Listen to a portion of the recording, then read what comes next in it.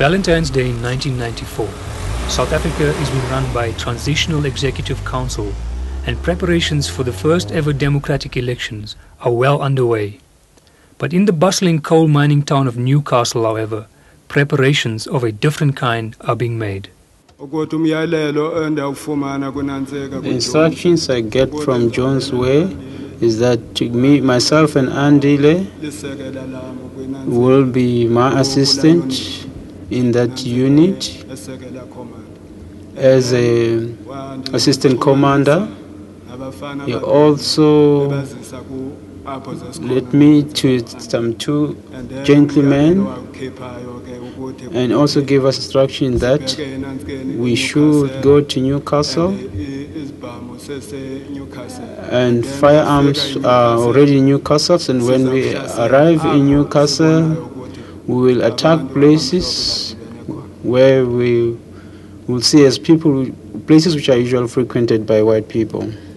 APLA operatives Walter Falibango Tanda and Andile Shiteka went to Newcastle as ordered, and after a brief reconnaissance they identified their targets. Tanda, Shiteka and Bongani Malevu appeared before the TRC Amnesty Committee this week. Who decided on attacking the Crazy Beat Disco? Crazy Beat Disco decided. The decision was taken by Tanda. Yes. Your reason, the city in selected two targets. The reason was because two targets were selected, a restaurant and the Crazy Beat Disco. We failed to attack one, we had the option to attack the other one, either the restaurant or the Crazy Beat. Malevu gave them each an R4 rifle and a hand grenade. Early that evening, Tanda and Shiteka set off. First, they hijacked a car and then enlisted the help of 3 more men before setting off on their mission, the Crazy Beat Disco. When we arrived at the disco, I went out and looked around the disco. I went back to the car. I instructed Shiteka to get out. I also instructed Funani to give us a firing cover behind, so that while we are attacking the place, he can. Yes. Dube was to sit in the car just to protect the driver. Tanda and Shiteka then fired into the disco through the burglar bars of an open doorway. The attack lasted less than 5 seconds. Gunmen attacked a discotheque at Newcastle in Natal last night, killing 1 person and wounding another. 2 men wearing balaclavas and armed with automatic weapons turned up at the Crazy Beat Disco at about 10 o'clock last night and opened fire through the security door. They killed 31-year-old Mrs. Gerda van Fake of Newcastle and wounded Mr. Chris Malone of Ladysmith. The attackers then fled in a white Toyota Cressida. We went to the disco about 8 o'clock that night, and it was Valentine's night. It was supposed to be a special night for couples or married people. Cannot specifically say the number, and I won't be able to know that because I didn't count them. I only look at the place and I see that there were people inside and there were many. I don't know how many there were. Gerard Wolfhard was in the disco that night with his 6-month pregnant wife. About 10 o'clock that night, I heard a shot go off, and I first thought it was a bomb cracker, and then I heard another 2 shots, and I realized, but look, this is no game now. It's no bomb crackers anymore. This is live ammunition that's flying around here. And then we heard the guns go off automatic, where I dived my wife down on the ground and a guy with the name of Chris Malone, he was busy dancing with my wife's sister.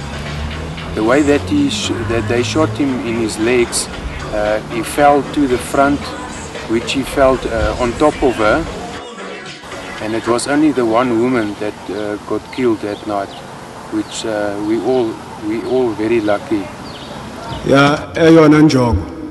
Our aim Kukuthi zekunyaniseka zekukubulala abantu abaninzi. was to kill as many people as possible. According to me, more people could have been killed that night, even if it wasn't through the quick reaction of the people, like the white guys. Basically, well, all of them has got military training. So when you pick up a shot, or when you hear shots going off, you know automatically what to do. Two previous APLA operations, the St. James Church and the Heidelberg Tavern attacks, had raised several questions. Those questions came up yet again this week. When exactly did APLA suspend the armed struggle, and what role did race play in the attacks? During the conference in December of 1993, that was in Umtata, was it not? Yeah, well, that's correct. You say the armed struggle, or the idea of the armed struggle, was to continue. That was the resolution that was taken at that conference. That's correct. Was that a clear signal that went out from the leadership, that the armed struggle was to continue during 1994? In the conference, it wasn't only the leaders were speaking, it was the whole conference that resolved that the struggle should continue. Was there any disagreement that the struggle should continue to the run-up to the elections in April of 94? There were two views. The other view was that it should be suspended. The other one was that it should continue. However, those who were in favor of the continuation of the armed struggle won the vote. An attack in those circumstances against white people, predominantly white people, how was that going to assist in overthrowing the regime? Or how was it going to assist in achieving democracy? The PAC's principles are clear.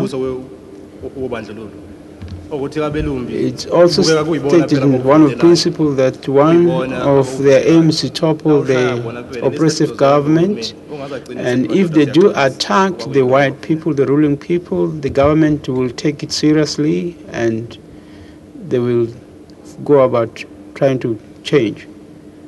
I'm saying even if we're about to go through the elections, the organizations at the conference took a resolution that we should continue with the armed struggle, knowing that there will be elections.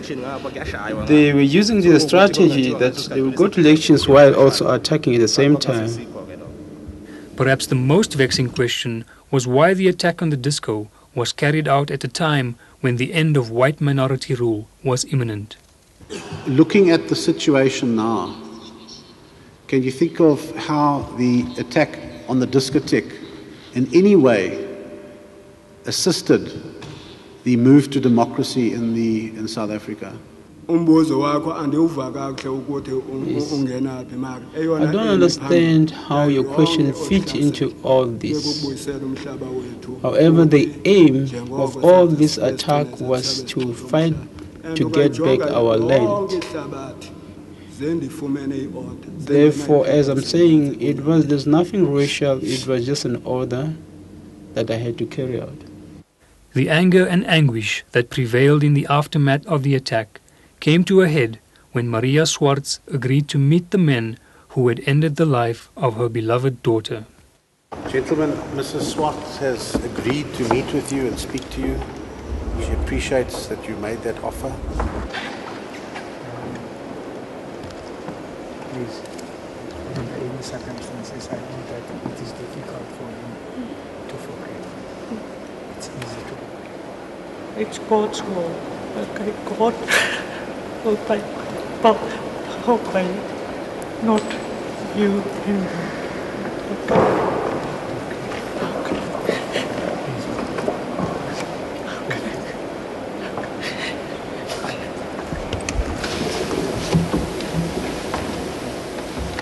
My name is Bongani Madev. I'm staying in Newcastle. I duly respect your feelings and I do apologize for what happened. It's not that I've done that because I hate white people, but it was because of the circumstances at the point in time. My intention was to pursue the aims and objectives of my organization.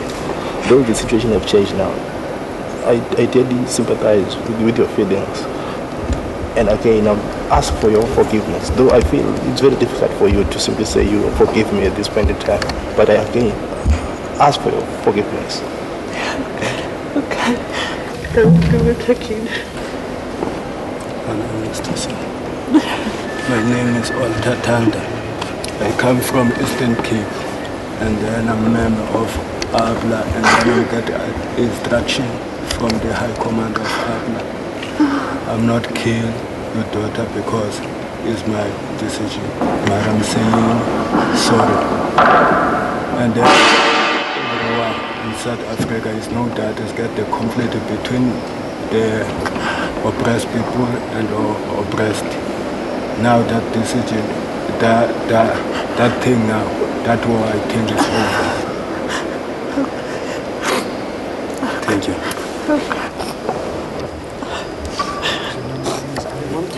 Please, no killings. It's not necessary. I know she died not for nothing. So please don't kill anyone.